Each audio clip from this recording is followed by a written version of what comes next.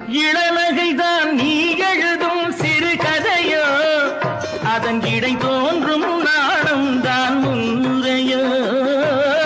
இளநகைதான் நீ எழுதும் சிறு கதையோ, அதன் இடை தோன்றும் நாணம் தான் முன்னுரையோ.